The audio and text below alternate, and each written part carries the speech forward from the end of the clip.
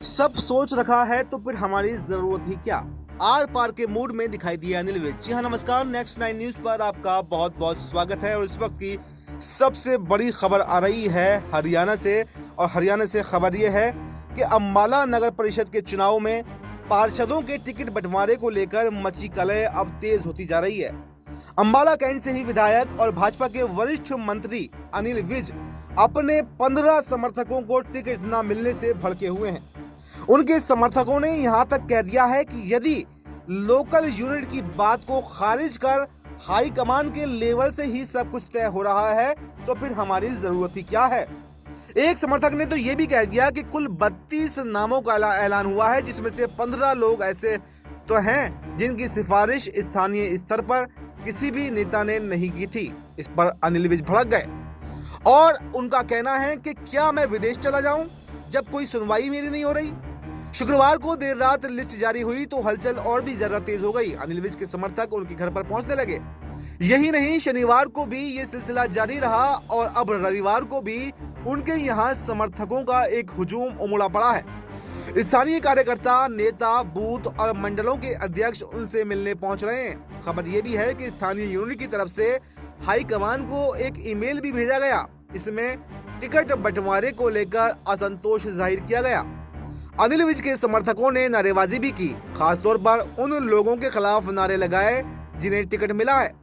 यही नहीं, ऐसे भी कई नेता नाराजा हैं जिनके टिकट काटे गए हैं। उनका कहना यह है कि अनिल विज जो कहेंगे वही सही होगा, हम उनके साथ में हैं। इन लोगों का कहना है कि चुनाव में अनिल विज के खिलाफ काम करने वाले कई लोगों का पार्षद का टिकट मिला भी है। अनिल विज के गुस्से को देखते हुए अब समर्थकों का कहना यह है कि पार्टी हाईकमान से यदि पॉजिटिव जवाब नहीं मिला तो भविष्य में वो मंत्री पद छोड़ सकते हैं। अपने एक बयान में अनिल विज ने पिछले दिनों ये कहा भी था कि मेरी विधायकी कोई नहीं छीन सकता। मंत्री पद की अगर बात है तो मैंने बंगला पहले ही नहीं लिया है और कार भी छोड़ने के लिए मैं तैयार हूँ। एक स्थानीय नेता ने कहा कि 32 उम्मीदवारों का एक पैनल पार्टी हाईकमान को भेजा गया था। स्थानीय स्तर पर सहमति के बाद में इन नामों को भेजा गया, लेकिन जब सूची आई तो 15 नाम उसमें से गायब थे। यदि पार्टी हाईकमान पहले से ही चीजें तय कर लेता है तो फिर उसी हिसाब से सब करना है तो फिर हमारी जरूरत क्या है।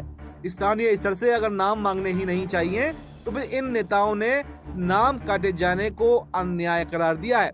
फिलहाल ये जानकारी है कि विवाद के बाद में लिस्ट को होल्ड पर रखा गया है। आपको बता दें कि पार्टी हाईकमान ने अनिल विज को एक नोटिस भी जारी किया था, जिसमें पूछा गया था कि आखिर आपने दिल्ली चुनाव के बीच सीएम और प्रदेश अध्यक्ष के खिलाफ बयानबाजी क्यों की। तो अनिल विज ने इसका जवाब भी अपने ही अंदाज में दिया और ऐसे में अनिल विज बनाम सीएम और संगठन की लड़ाई आने वाले दिनों में भी क्या जारी रहेगी या अनिल विज बड़ा झटका यहां पर बीजेपी को देने वाले हैं। क्योंकि जिस तरह से नाराज चल रहे हैं अनिल विज, तो ये कयास लगाए जा रहे हैं कि कभी भी राजस्थान में बड़ा उलटफेर हो सकता है और सीएम नायब सिंह सैनी की कुर्सी को झटका लग सकता है। तो इस पूरी खबर पर आपको क्या कुछ कहना है, कमेंट बॉक्स में अपनी राय जरूर बताएं और देखते रहें नेक्स्ट 9 न्यूज।